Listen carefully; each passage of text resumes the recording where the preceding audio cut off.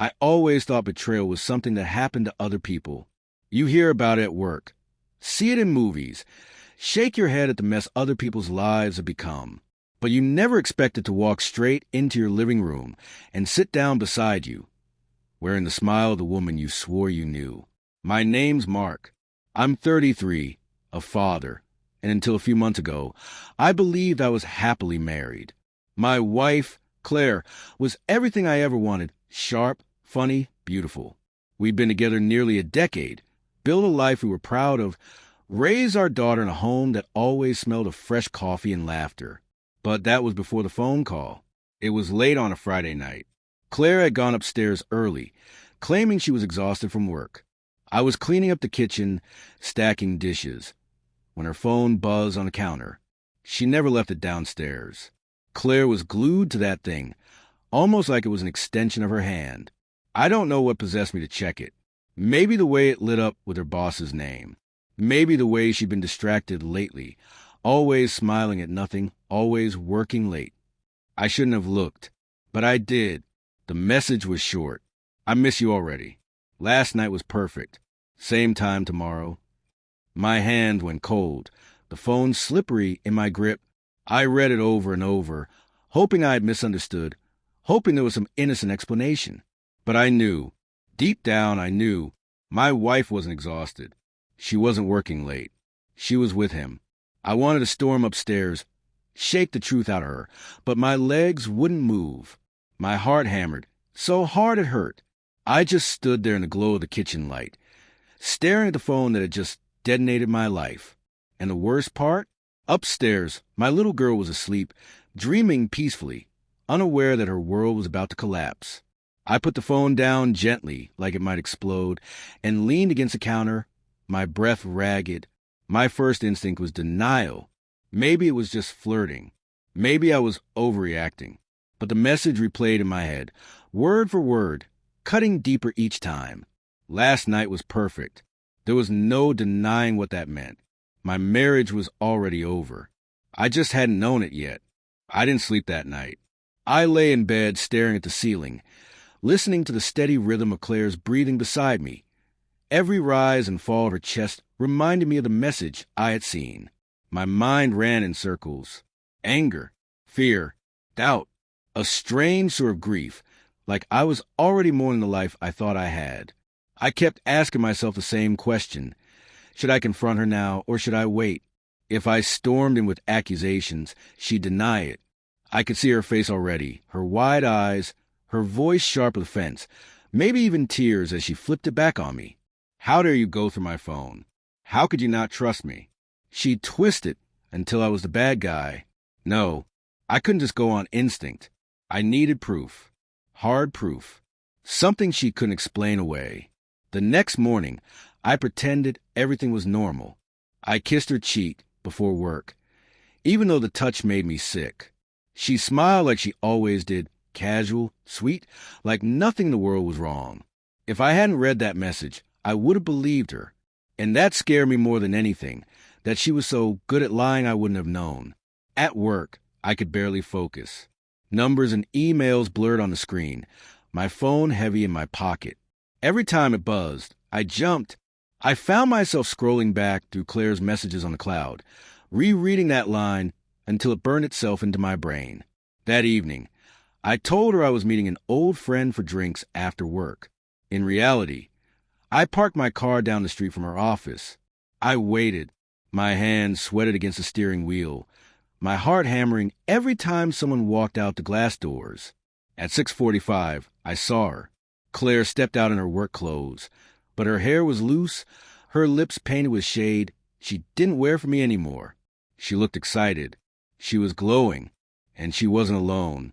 A man walked out with her, tall, well-dressed, his hand brushing her arm like he'd done it 100 times before. I froze. I knew that face. Her boss. The sight of them together hit me harder than the text.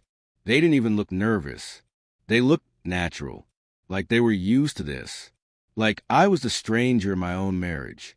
They crossed the street and climbed into his car. I started my engine, following at a distance, my chest so tight I could barely breathe. They drove 20 minutes to a hotel on the edge of town, the kind with glowing blue lights and mirrored windows. My grip on the steering will turn my knuckles white. I parked across the street and watched as they walked inside. She didn't hesitate. She didn't look back. And just like that, the truth I'd been trying to avoid was undeniable. My wife was sleeping with her boss. I sat there for what felt like hours, the world moving around me in slow motion. Cars passed. People laughed on the sidewalks. But all I could hear was the rush of blood in my ears. I wanted to storm in, drag her out, expose them both. But instead, I just sat there, my hands shaking, my throat burning. Eventually, I drove home. I don't remember the drive. It was like autopilot, my body moving without my mind. When I walked into the house, the babysitter was finishing up. My daughter, Sophie, ran to me with a smile, her little arms wrapping around my legs. For the first time that day, I felt my heart soften. She had no idea what was happening. No idea her parents' marriage was crumbling. I carried her upstairs, tucked her into bed, kissed her forehead. She whispered, "Good night, Daddy," her voice so pure it made my chest ache. As I closed her door, I made a silent vow. Whatever happened, she wouldn't suffer for Claire's choices. I'd shield her from this storm, no matter what it cost me. At midnight, I heard Claire come in. I pretended to be asleep as she slid into bed. She smelled faintly of perfume that wasn't hers. I kept my breathing steady, even though rage was clawing at my insides. The next morning, I acted normal again. I kissed Sophie goodbye, went to work, smiled when co-workers asked about the weekend. But inside, something in me had shifted. This wasn't about doubt anymore. This wasn't about suspicion. Now I had proof. The question wasn't whether she was cheating. The question was what I was going to do about it. Over the next week, I played the role of the clueless husband. I laughed at her jokes, cooked dinner, helped Sophie with homework. Meanwhile, I tracked Claire's movements, saving screenshots, taking photos. Every time she lied about working late, I knew where she really was. Every time she told Sophie, "Mommy will be home soon," I knew she wouldn't. The evidence piled up. Hotel receipts, late night calls, messages she thought I couldn't see. And with every piece of proof, my heart hardened. I started rehearsing the confrontation in my head. Sometimes I imagined screaming at her until she cried. Sometimes I pictured throwing her out of the house. And sometimes on darker nights, I wonder if I should just stay quiet for Sophie's sake, let the lie continue, sacrifice my pride for her stability. But every time I looked at my daughter, I knew I couldn't. She deserved better than a family built on lies. One evening, I sat on the porch with Sophie while she drew pictures with chalk on the driveway. She looked up at me, her eyes so much like Claire's, and said, "Daddy, why is Mommy always at work now? Doesn't she want to play with me?" The question cut me to pieces. I forced a smile, ruffling her hair. "Of course she does, sweetheart. Mommy's just busy." But inside, I felt the final thread snap. It was one thing to betray me. It was another to abandon her daughter. That night, after Sophie was asleep, I sat in the living room with Claire's phone in my hand. She had gone upstairs to shower, leaving it unguarded. My fingers trembled as I scrolled through her messages again, the newest one glowing on the screen. I can't wait until we don't have to sneak around anymore. Maybe someday soon. The words blurred as my eyes filled with rage. She wasn't just cheating. She was planning a future with him. I heard her footsteps on the stairs. I put the phone down, my heart pounding. This was it. No more waiting. No more pretending. When she walked into the living room, wrapped in a towel, her hair dripping, I stood up and met her eyes. "Claire," I said, my voice steady but sharp, "we need to talk." "Claire," I said, my voice low but firm, "we need to talk." She froze in the doorway, water dripping from her hair onto the carpet. For a moment, she looked almost startled, but then her expression softened into that familiar mask of calm. She tightened the towel around herself and tilted her head. "Talk about what?" she asked, her voice steady, almost casual. I motioned to the couch. "Sit." She hesitated, then crossed the room and lowered herself onto the cushions. I didn't sit. I paced in front of her, my hands clenched so tight they ached. For weeks I had been building up to this moment, and now that it was here, I felt the weight of it pressing down on me. "I know," I said finally. My voice cracked, but the words hung heavy in the room. Her brow furrowed, but her eyes flickered just for a second. It was enough. "You know what?" she asked carefully. "Don't play games with me, Claire." I stopped pacing and faced her. "I know about him. I know about the hotel. The messages. Everything." Her face went pale. She opened her mouth, closed it again, then forced a laugh that didn't reach her eyes. "You've been spying on me?" she said, her tone sharp. "That's what this is? You've been going through my phone? Following me?" Her deflection only fueled my anger. I leaned closer, my hand shaking. "Don't you dare turn this on me. I've been living in hell these past weeks, questioning myself, doubting my own sanity, while you—" My voice broke. I swallowed hard. "While you've been lying to me, lying to your daughter." She stood suddenly, clutching the towel tighter around her body, her eyes flashing with a mix of anger and guilt. "You don't understand. It's not what you think. Not what I think." I let out a bitter laugh. "I watched you walk into that hotel with him, Claire. I sat in my car for hours, waiting for you to come back. Do you have any idea what that felt like?" Her lips trembled, and for a second, I thought I saw regret in her eyes. But then she straightened her back, defiant. "You've been distant for months, Mark. Always tired, always stressed. You don't look at me the way you used to. You don't make me feel like I matter anymore." The words hit me like a slap. "So, you decided to crawl into bed with your boss instead? That's your excuse." Tears welled in her eyes, but she didn't let them fall. "He noticed me. He made me feel alive again, like I wasn't invisible." I turned away, pressing my hands against my face. Her words cut deep, not because they justified anything, because part of me feared they were true. Had I neglected her? Had I been so wrapped up in work, in bills, in being a father, that I'd forgotten how to be a husband? But even if I had, nothing excused what she'd done. I dropped my hands and turned back to her. "What about Sophie? Did you think about her when you were sneaking around? When you were telling her you'd be home soon and never showing up?" At the mention of our daughter's name, Claire's face crumpled. "I love her," she whispered. "I love both of you. I just—" She broke off, choking on her words. I didn't mean for it to go this far. The silence stretched between us, thick and suffocating. I could hear the ticking of the clock on the wall, each second pounding in my skull. "So what now?" I asked finally, my voice flat. "Are you planning to keep sneaking around until she grows up? Or were you going to leave us for him?" Her lips parted, but no words came. That silence was louder than any answer she could have given. I felt something in me harden. The man I had been, the trusting husband, the hopeful father, was gone. What was left was someone colder, sharper. "You need to leave," I said. Her eyes widened. "Mark, please." No, my voice was steel now. "Pack a bag. Tonight. I can't have you under this roof after what you've done." She shook her head, tears streaming down her cheeks. "Where am I supposed to go? What about Sophie? You can't just—" "You should have thought about that before you destroyed this family." I snapped. "I'll figure out how to explain it to her. But I won't let her grow up thinking this is what love looks like." For a moment, she just stood there, trembling.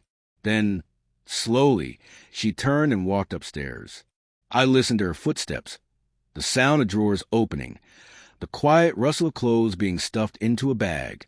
My chest felt hollow, like someone had scooped out my insides and left me empty. When she came back down, she was dressed, her eyes red and swollen. She set the bag by the door, then turned to me with a look of desperation. "Please, Mark," she whispered, "don't take Sophie away from me." I clenched my jaw, my nails digging into my palms. "That's up to the judge now. Not me." Her knees buckled, and she sank onto the couch, sobbing into her hands. For a brief second, I almost wavered. This was the woman I had once loved, the mother of my child. Part of me wanted to comfort her, to pretend none of this had happened. But then I remembered Sophie's little voice asking why Mommy didn't want to play with her. And just like that, my resolve returned. I opened the front door. "Go," I said. Claire looked at me one last time, her eyes filled with regret, fear, and something I couldn't name. Then she picked up her bag and walked out into the night. When the door closed behind her, the silence was deafening. I sank onto the couch, burying my face in my hands. My whole body trembled, the weight of what had just happened pressing down on me. My marriage was over. My life would never be the same. But when I thought of Sophie, sleeping peacefully upstairs, I knew I had made the right choice. I didn't know what tomorrow would bring: lawyers, custody battles, awkward explanations to friends and family. The future was a storm I couldn't see through. All I knew was that, for the first time in weeks, the lies were gone. And now, the real fight was about to begin. The first night after Claire left, the house felt impossibly empty. The silence was so thick I could almost hear my own heartbeat bouncing off the walls. I wandered from room to room, half expecting her to appear in the doorway, laughing or complaining or asking for something. But there was nothing, only shadows and the faint hum of the refrigerator. I finally made my way to Sophie's room. She was curled up in her blanket, sleeping peacefully, unaware of the chaos that had just torn her world apart. I sat on the edge of her bed and brushed a lock of hair from her face. "It's okay, baby," I whispered. "Daddy's here. I'll always be here." The weight of that promise settled on me like a stone. I had no idea how I was going to keep it, but I knew I had to, for her. The next morning, reality hit harder than the silence. Bills, the mortgage, groceries, all the ordinary things that once seemed mundane now felt overwhelming. But the one thing that loomed largest over everything else was the thought of Claire. I couldn't shake the image of her walking out with that calm, almost smug expression. I knew she wasn't done. I called my lawyer first thing. "I need to start the paperwork," I said. My voice was tense, my fingers drumming against the countertop. Custody, temporary orders, anything to make sure she doesn't come back and take Sophie without my say. He listened carefully, then outlined the process. "You're in a strong position," he said. "You've been the primary caregiver. You have documentation. And her actions can work against her in court. But you have to move fast. People like her don't just walk away, they fight. Fast. That word stuck with me. I realized then that everything from now on would be a battle. A careful, calculated battle where one misstep could cost me everything. I spent the next few days organizing Sophie's life. Clothes, school supplies, her favorite toys. I moved them all into a corner of my bedroom so she wouldn't feel the emptiness.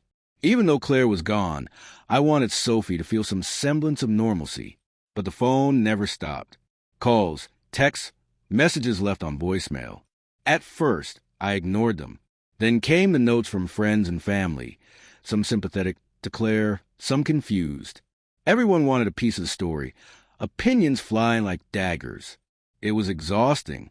And then came the first legal notice. I found it slipped in the front door, a thin envelope from her lawyer. I tore it open, my stomach twisting, expecting the worst. They demanded temporary custody and insisted I allow Claire unsupervised visitation immediately. Reading the words, I felt a mix of fury and resolve. She thought she could waltz back in and manipulate the system after everything she had done. She had no idea what I had prepared. I called my lawyer back immediately. "We're filing for temporary custody," I said. "I don't care what she throws at us. Sophie stays with me." He agreed, laying out the steps. The process would be messy, but with the documentation of her affair, her premeditated departure, and her attempts to manipulate Sophie, we had leverage. Over the next week, Claire tried everything. She texted Sophie directly, leaving sweet little notes disguised as friendly messages. I intercepted them, my hands trembling each time I read her words, knowing the insidious intent behind them. One read, "Daddy doesn't understand how grown-ups are problems. Don't worry about him. I'll be back soon and we'll have fun together." The audacity, the way she tried to twist the child perception made my blood boil. I saved every message, every single one. This was evidence. She wasn't just leaving us. She was trying to manipulate Sophie to her side. That realization hardened me more than anything. Then came the first confrontation.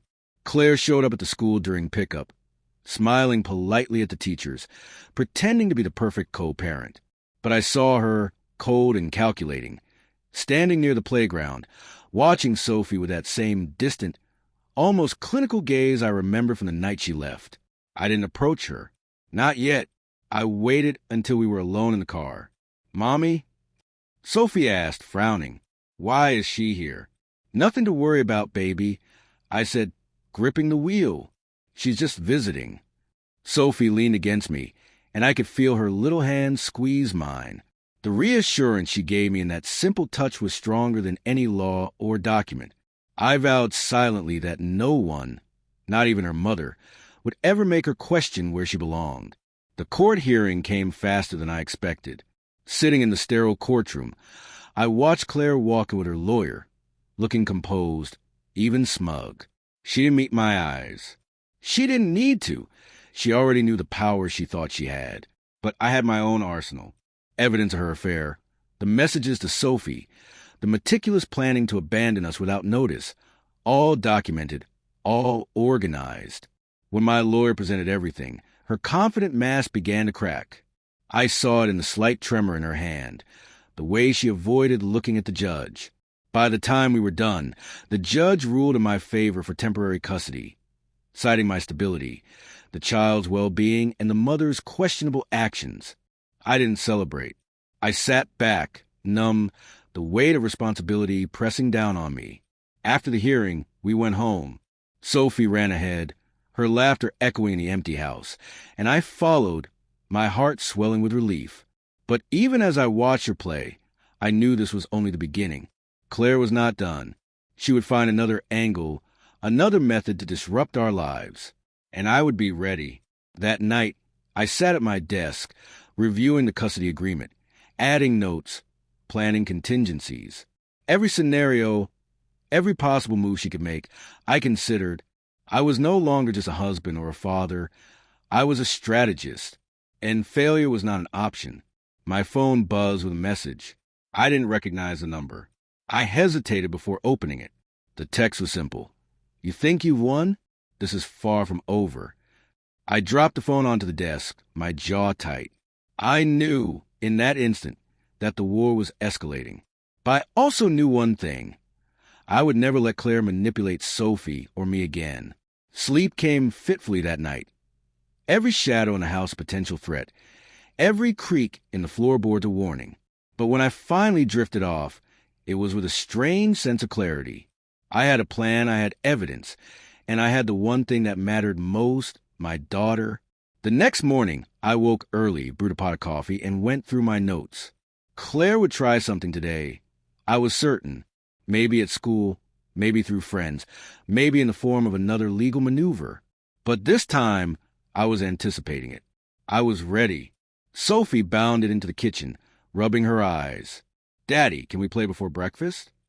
I smiled, kneeling down to her level. "Of course, baby. But first, let's have some breakfast." As she ate, I watched her, memorizing the curve of her smile, the way she tilted her head when she laughed. These moments, simple as they were, felt precious beyond measure. Every day she spent with me was a victory, every giggle reminder of what I was fighting for. Claire could try to disrupt our lives. She could threaten, manipulate, and scheme. But she couldn't take away what truly mattered. Not the bond we shared. Not the trust one was rebuilding with Sophie. And if she wanted a war, I was ready to fight. Every move, every counter, every protective measure, it would all be in place. I would ensure that no one, not even her, could break the life I was creating for Sophie and me. The storm was coming. I could feel it in the tension that hung in the air and the messages in the fleeting shadows of the past. But this time, I wasn't running. I wasn't hiding. I was standing, fully aware, fully prepared. And for the first time since Claire had left, I felt something I hadn't in weeks: control. Control over my daughter, over my life, and over the future I was determined to protect. The next week was a test of endurance. Claire was relentless, sending messages and emails at all hours, each one carefully crafted to unsettle me, to make me doubt myself. At first, I considered blocking her everywhere, but I realized she wanted that reaction. She wanted to provoke fear, guilt, hesitation. I refused to give her that satisfaction. Instead, I documented everything.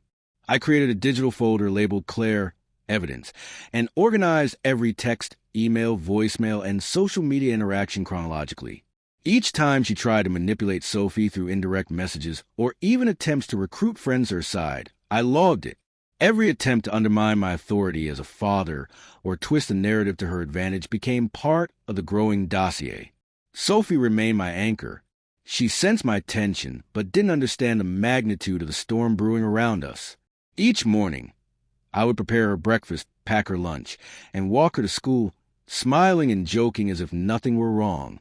On the outside, I maintained calm, but my mind never stopped calculating. Every move Claire made, every subtle comment or glancing interaction, I analyzed. It started small. A friend of hers, someone she knew from a yoga class, started dropping by Sophie's school more frequently, casually mentioning that Claire thought I was too controlling. The teacher even remarked once that Sophie seemed quieter, distracted. I was calm on the surface, but internally, I was sharpening my defenses. I knew who was orchestrating this. I could feel it. I arranged a meeting with my lawyer again, reviewing the custody order and discussing potential modifications. We can request supervised visits, I said. I want to make sure Sophie isn't exposed to manipulation or lies about me. Claire can't be allowed to destabilize her life. He nodded. We have enough documentation to support that. Between the messages, her erratic behavior, and your consistent caregiving, the court will consider the child's best interests. But even with legal leverage, I knew I could rely solely on paperwork. Claire was crafty. She had a way of twisting facts, of presenting herself as the wrong party. I had to anticipate every scenario.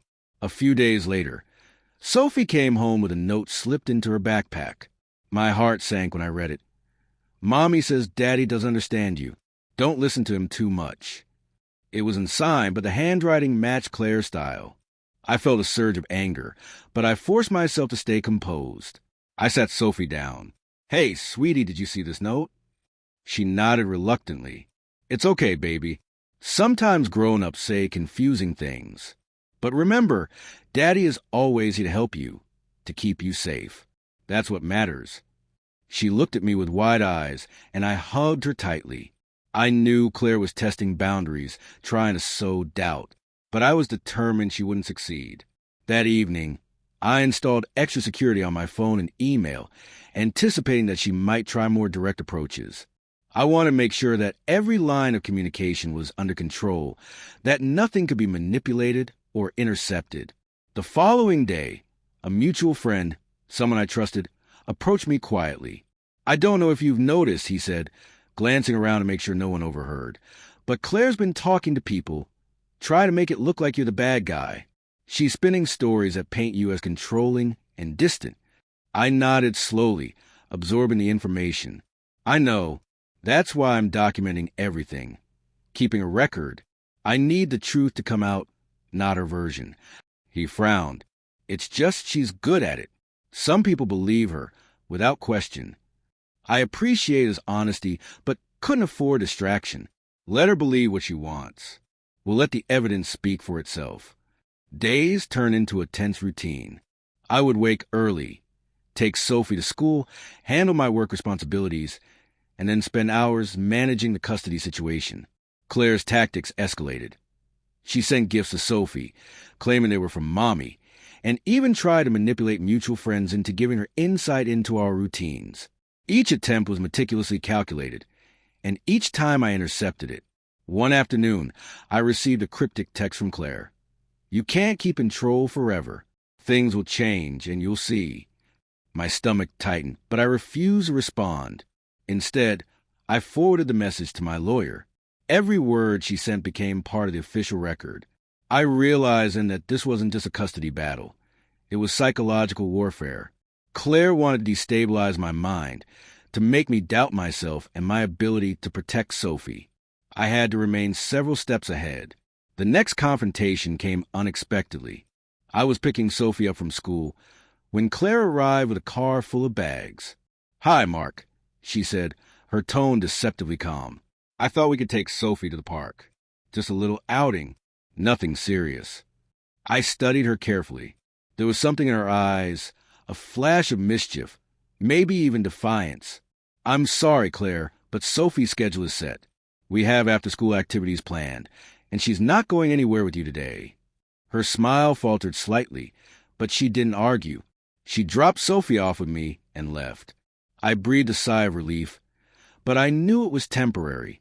The tension was far from over. That night, Sophie slept soundly, and I finally allowed myself a moment to breathe. I poured a glass of whiskey, sitting in the quiet living room, reflecting on the past weeks. The situation with Claire was exhausting, but every challenge strengthened my resolve. I realized something crucial. The only way to protect Sophie and maintain stability was to remain vigilant, disciplined, and emotionally steady. Every reaction, every decision had to be calculated. I could not allow anger or fear to dictate my actions. The next day, I received an unexpected call from the school counselor. She had noticed changes in Sophie's behavior. Moments of anxiety, reluctance to speak about certain topics, and sudden sadness. I thanked her for the observation and assured her we were monitoring everything closely. That evening, I sat down with Sophie and suggested we start a little journal. "You can write down your thoughts, feelings, and anything you want to share," I explained. "It's a safe place, and only you and I will see it." Sophie's face lit up. "Can I draw too, Daddy?" "Of course," I said, smiling. "Draw, write, color, whatever you like." As she began scribbling, I realized that small measures like this would make a huge difference. Not only would it provide Sophie with an emotional outlet, but also create another layer of documentation, subtly reinforcing our bond and protecting her from manipulation. Over the next several days, Claire tried more indirect tactics. She sent gifts, left ambiguous notes, and even attempted to involve mutual friends in her narrative. But every time, I responded strategically, documenting, intercepting, and reinforcing Sophie's sense of security. The breakthrough came during a parent-teacher meeting. Claire attempted to insert herself into the conversation, claiming she was more involved in Sophie's academics than I was. But when the teacher reviewed her attendance, notes, and participation, it became clear that I had been the primary support for Sophie's learning. The teacher quietly confirmed my involvement, and Claire's face fell a mix of frustration and disbelief. Driving home that afternoon, Sophie held my hand tightly. "Daddy, I love you," she said softly. "I don't want to worry about mommy stuff. I just want us to be happy."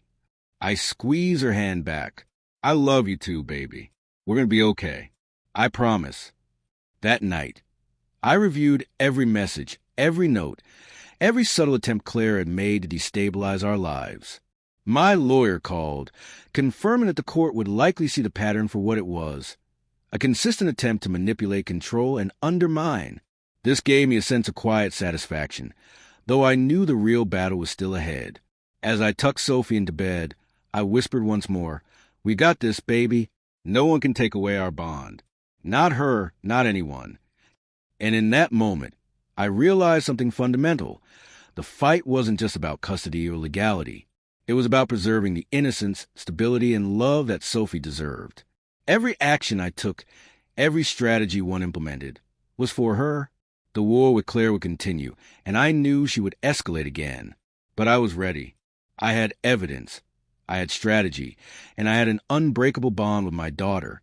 And no matter what she tried next, I would never allow her to disrupt the life we were building together. The next morning, the tension felt thicker than ever.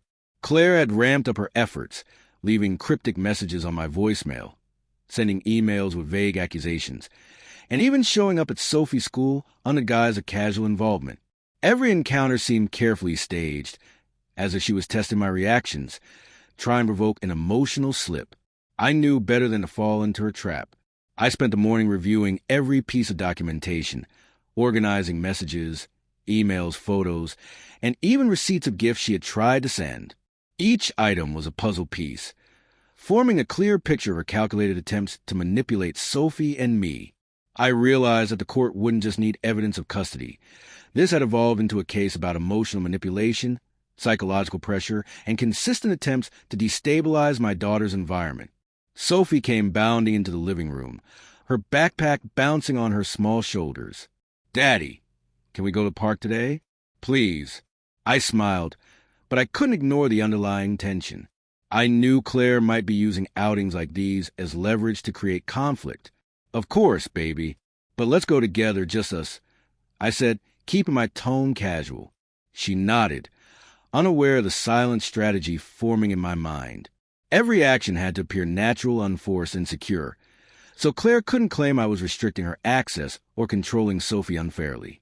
As we walked, I noticed a familiar car parked nearby, a friend of Claire's, someone I hadn't seen in a while, lingering near the park entrance. My instinct screamed that she was up to something. I stayed calm, continuing to walk with Sophie, keeping a careful distance while observing the car. Sure enough, the friend lingered, making small notes on her phone, likely tracking our routine or trying to glean information to report back to Claire. I stayed focused, deciding that confrontation would only escalate things.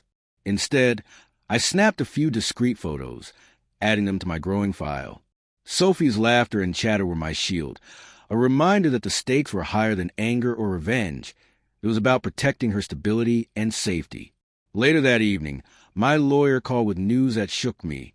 Claire had filed a motion for temporary custody modifications, citing minor incidents of Sophie being late to school or not completing small homework tasks on time.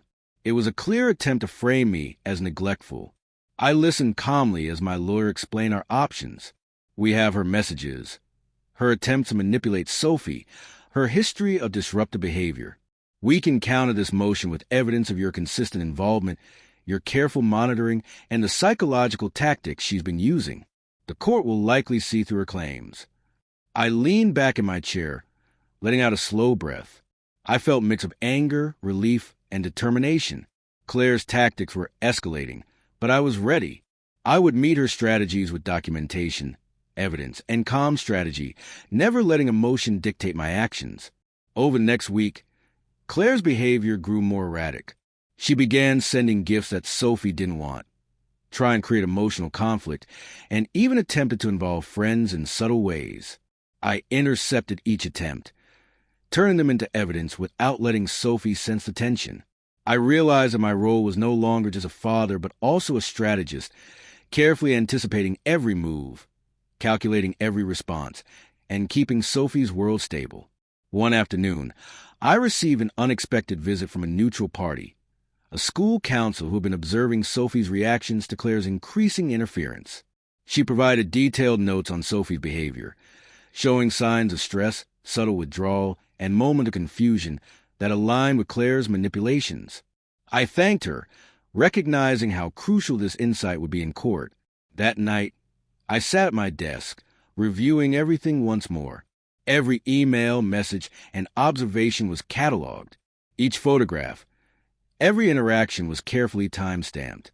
I realized that Claire's attempts to discredit me were systematic, predictable even, and the best defense was a meticulously documented record that left no room for interpretation. Then came the breakthrough. One of Claire's attempts backfired.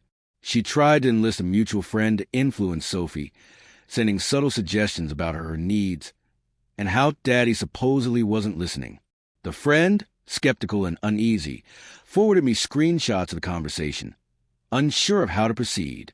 It was a gold mine. The messages clearly demonstrated Claire's manipulative tactics and her attempts to isolate Sophie emotionally. I forwarded everything to my lawyer immediately. He reviewed the content and nodded. This is exactly the type of evidence that will turn the tide in court.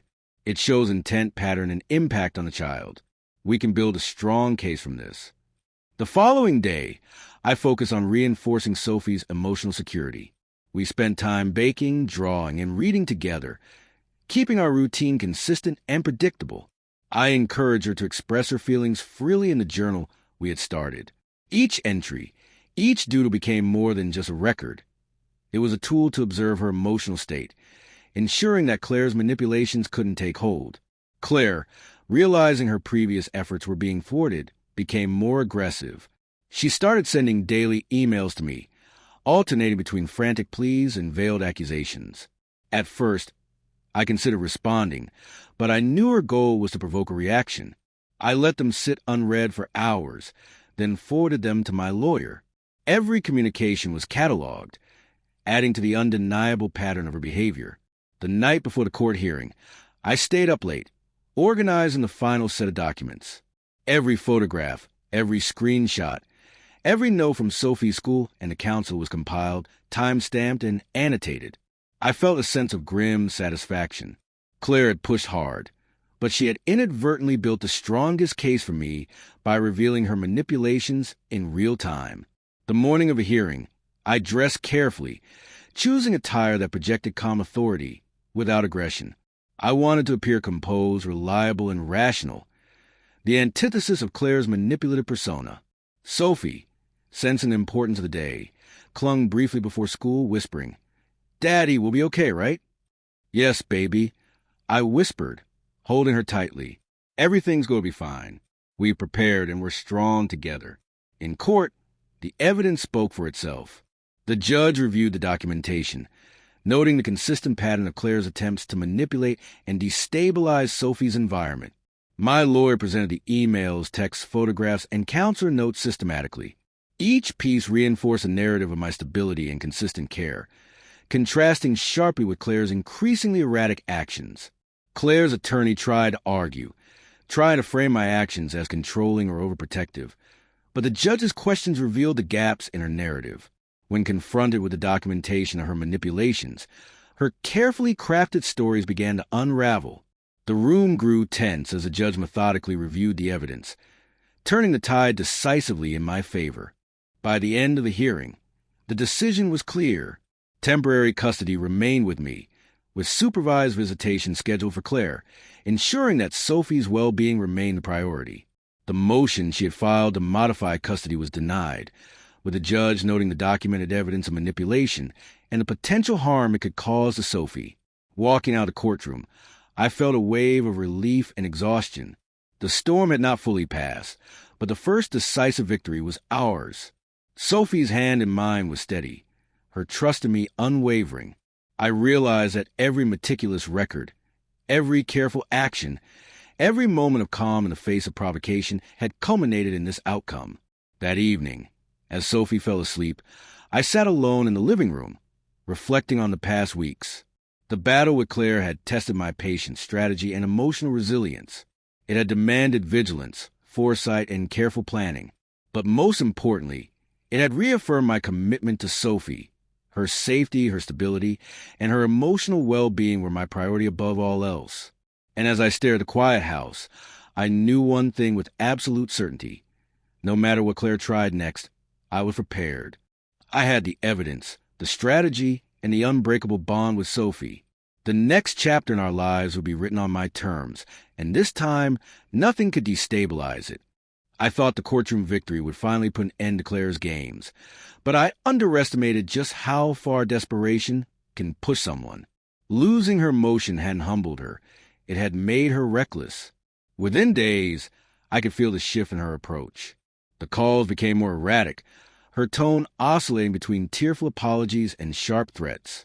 She'd text at 2 a.m, promising she would make me regret everything.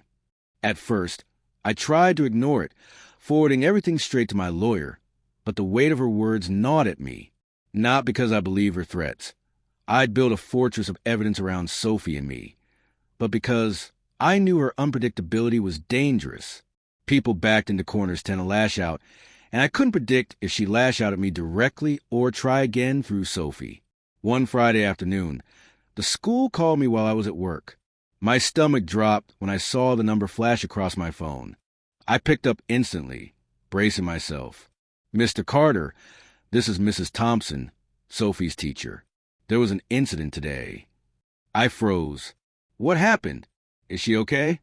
"She's safe, but Claire tried to pick her up early without authorization. She told the staff she'd been granted temporary custody. When we double-checked the records, of course, nothing had changed.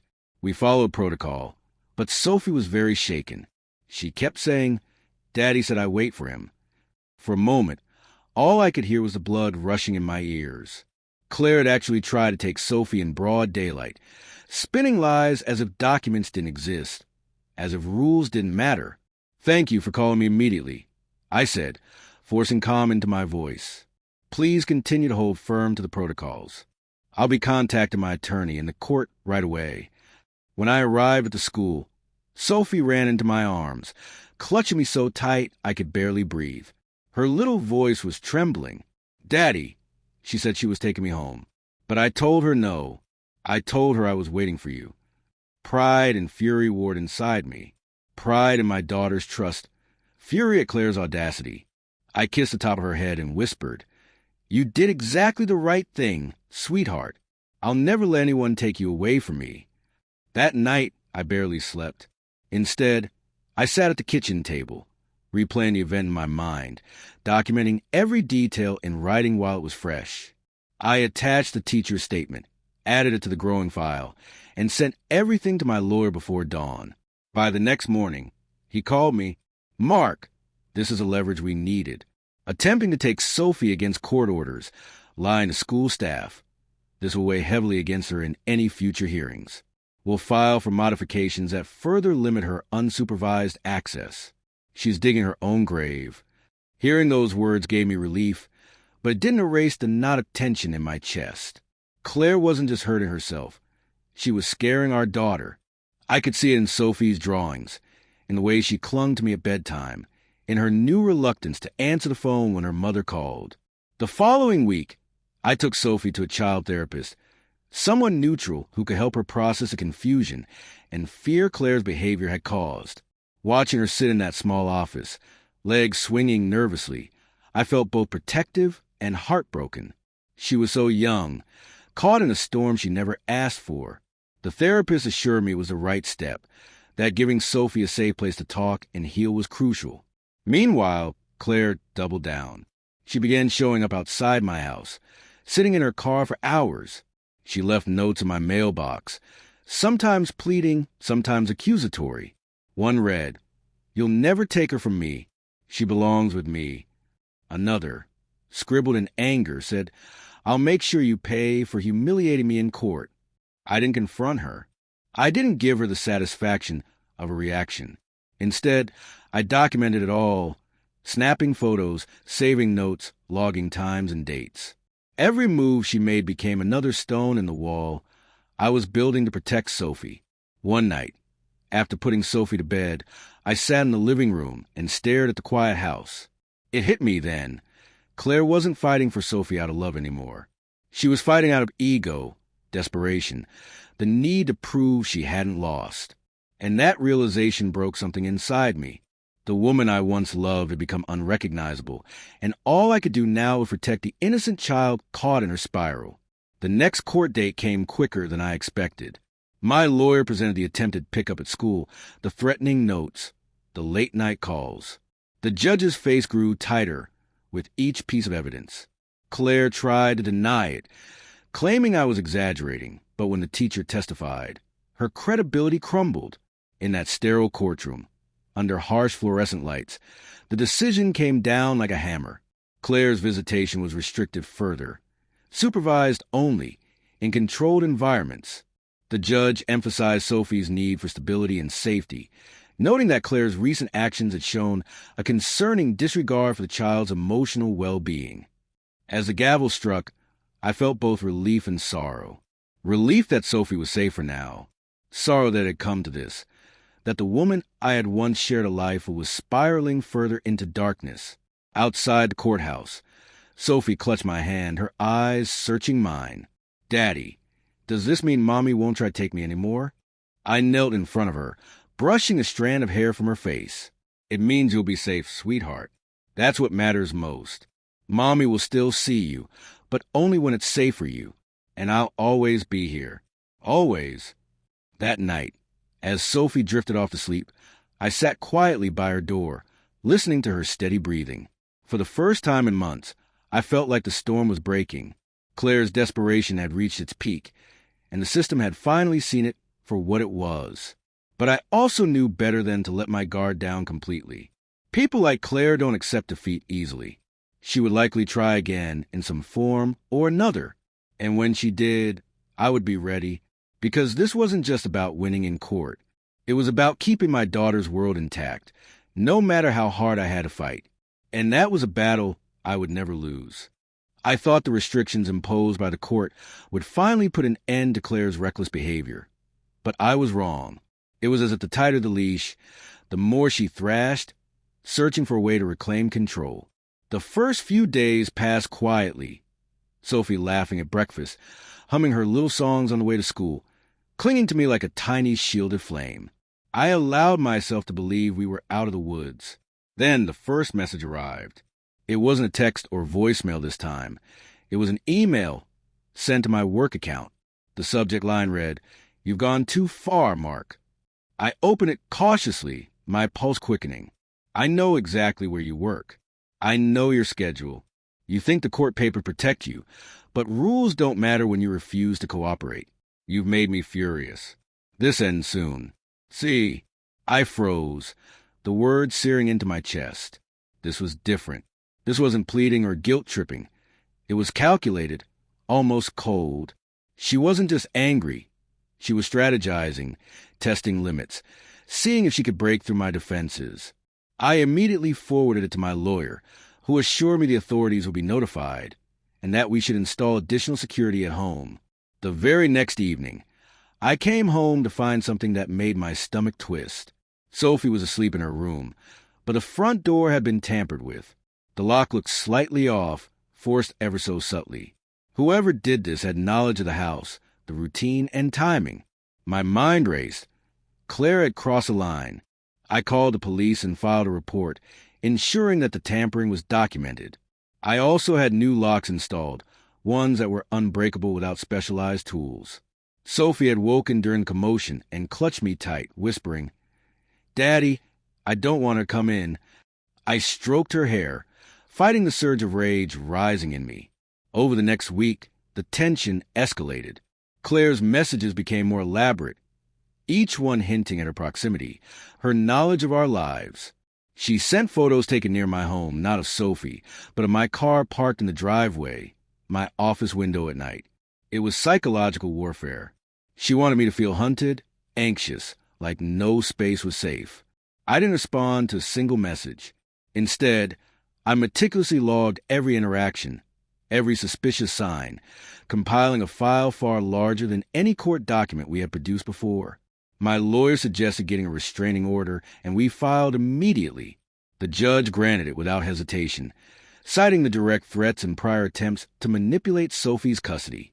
Even with the restraining order, I couldn't shake the tension. Every time I left the house, I checked twice that locks were secure, that cameras were functioning, that Sophie was never alone. I felt like a soldier on watch, constantly scanning the horizon for a threat that could appear at any moment. One night, I was awoken by a strange sound in the living room. My heart leapt into my throat. Sophie was sound asleep. I was alone on the couch. Slowly, silently, I crept toward the noise. A shadow flickered near the back door. My hand immediately went to the safe drawer where I kept my phone and pepper spray. "Who's there?" I demanded, my voice calm but firm. The shadow froze, then bolted. I caught a glimpse of Claire's silhouette sprinting toward the gate. I bolted after her, but the night swallowed her form. She vanished before I could reach the street. That was the last straw. She wasn't just threatening me from afar. She was attempting direct intrusion. The next morning, I contacted my lawyer and the authorities again. This time, the tone was different. I wasn't just documenting evidence. I was presenting a pattern of escalating, dangerous behavior. The judge, reviewing the new incidents, ordered stricter consequences. Any further attempt to approach me or Sophie would result in immediate arrest. Sophie, to her credit, handled the tension with resilience beyond her years. She clung to me, of course, but she was beginning to understand boundaries. I spent more evenings at her school events, more mornings on walks in the park, reinforcing safety while keeping her life as normal as possible. I refused to let Claire's obsession overshadow her childhood. Then, one ordinary Wednesday, a surprise arrived. My lawyer called with an update. Claire had been attempting to contact multiple acquaintances, spreading false narratives about me, about the custody arrangements. The authorities had intercepted her, and with all the documentation we had compiled, she faced serious legal consequences. It was almost surreal. After months of chaos, threats, and manipulation, the tide had finally turned. Claire's attempts at intimidation were being dismantled one by one. The realization struck me with a strange mixture of relief and sorrow. Relief for Sophie and myself, sorrow for the woman I once loved, now so consumed by her own destructive path. The days that followed were quieter. The police remained in contact, checking in after any reported incident. Sophie started sleeping through the night again, her laughter slowly returning. I resumed my work, my social life, and small moments of peace began to stitch together the fabric of our lives. I realized, though, that the most important victory wasn't legal. It wasn't about restraining orders or court papers. It was about reclaiming our sense of safety, our sense of normalcy. Sophie could play in the yard without fear. I could walk her to school without glancing over my shoulder. That quiet, ordinary life, something I had once taken for granted, was now the most precious prize I could imagine. One evening, after tucking Sophie into bed, I sat in her room for a long time, looking at her soft, peaceful face. I whispered to myself, "We made it.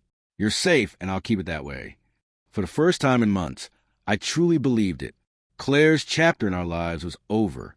She had tried to manipulate, intimidate, and disrupt everything we had built, but the truth, evidence, and my resolve had prevailed.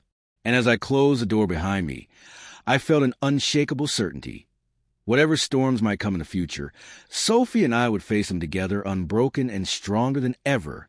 The days grew quieter, and gradually, life began to feel normal again. It was almost strange, like stepping out of a storm into a world that had always existed, but I had been too exhausted to notice. Sophie's laughter filled the house, and for the first time in months, I could sit in the living room without scanning the windows or checking locks every few minutes. Peace wasn't something I had expected so soon, but it arrived like a cautious visitor, settling tentatively yet welcome. With Claire legally restricted from approaching us and her manipulations fully documented, there was no ambiguity left. The courts had sided firmly, and the authorities had made clear that any further attempts to intimidate or interfere would be treated as criminal behavior. That in itself was a relief, but the true sense of freedom came from within. I no longer felt like I was constantly bracing for impact, constantly anticipating the next calculated move, constantly reliving months of betrayal. It was behind us. Sophie noticed it too. She would point out, almost excitedly, the small things we could do now that weren't possible before. Play in the park longer, invite her friends over, bake cookies without worrying about distractions or sudden interruptions. I found myself laughing more genuinely, fully, not just as a facade to keep her calm. Watching her regain her innocence, her sense of safety, filled me with a gratitude that words couldn't capture. I began rebuilding routines that Claire had disrupted. School pickups, bedtime stories, weekend trips. I realized how much I had taken these for granted before, and now, each small moment felt significant, almost sacred. We started weekend hikes, discovering trails that Sophie would race along with unrestrained joy while I trailed, camera in hand, capturing fleeting glimpses of childhood that I never want to forget. Every smile, every small triumph, felt like reclamation of the life we had nearly lost. Work became a space of focus rather than anxiety. Instead of constantly checking messages and calls for potential threats, I could concentrate on projects, meetings, and long-term plans. My colleagues noticed a change too. I wasn't just physically present. I was mentally present. Decisions that once felt weighed down by tension now flowed with clarity. The difference was subtle, yet profound, and it reflected back at me every evening when I returned home to Sophie's embrace. It wasn't just life returning to normal. It was life evolving, growing stronger because of what had happened. I began setting boundaries I had never enforced before. It wasn't about distrust. It was about safeguarding the environment Sophie and I needed to thrive. Technology, locks, routines. Everything was layered with security, not out of paranoia, but because we had earned a hard lesson about the fragility of trust. Despite the calm, I remained vigilant, if only mentally. There were moments when memories of Claire's calculated manipulations would surface unexpectedly. The emails, the photos, the direct intrusion attempts. But instead of fear, these now invoked resolve. Each recollection reminded me of the necessity to protect my daughter, to act with foresight, and to trust my instincts. I had learned to balance caution with life, to live fully without letting the shadows of the past dominate. Then one morning, I received a message from my lawyer that required no response but filled me with a deep sense of closure. Claire had attempted to contact acquaintances once more, perhaps in a last-ditch effort to spread false narratives, but the legal system swiftly intervened. Her phone communications were limited, any attempt to approach us legally monitored, and any action against us would be prosecuted. It was a final reassurance that the chaos had been contained. I shared this moment with Sophie in a gentle way she could understand. Sitting on the porch, watching the sunrise, I explained that we were safe now and that no one could hurt us or take our home from us. She nestled close, her small hand gripping mine, and whispered, "I knew you'd keep us safe, Daddy." Her faith, pure and unshakable, reinforced my determination more than any legal document ever could. Weeks turned into months. The house transformed from a battleground into a sanctuary. We painted walls together, choosing colors that spoke of optimism, light, and renewal. We rearranged furniture, placed new shelves, and built a little reading nook for Sophie, a corner of imagination and safety. Every change, every decision, symbolized our reclaiming of life. It was no longer about survival. It was about flourishing. I started documenting our days, small vlogs and photos for Sophie, capturing moments of joy, triumph, and calm. These were memories I wanted to preserve, tangible evidence that life could continue beautifully even after profound disruption. Looking back, I realized that while Claire had attempted to dominate our narrative, she had failed entirely. She hadn't broken us. She had unwittingly forced me to strengthen us. Trust, I discovered, was not about blind faith. It was about action, about protecting those you love and nurturing what matters most. Every precaution, every strategic step, every legal maneuver was a reaffirmation of that principle. And yet, beyond the systems and rules, the essence of victory lay in the ordinary. Shared laughter, bedtime hugs, weekend adventures. These were the threads of a life that was truly ours. By late summer, a rhythm had settled over our lives. Sophie thrived in school, her curiosity unabated, her energy radiant. I thrived in work and personal endeavors, no longer overshadowed by anxiety or doubt. Even friends and extended family noticed a change. They remarked on the lightness of my presence, the warmth in our home.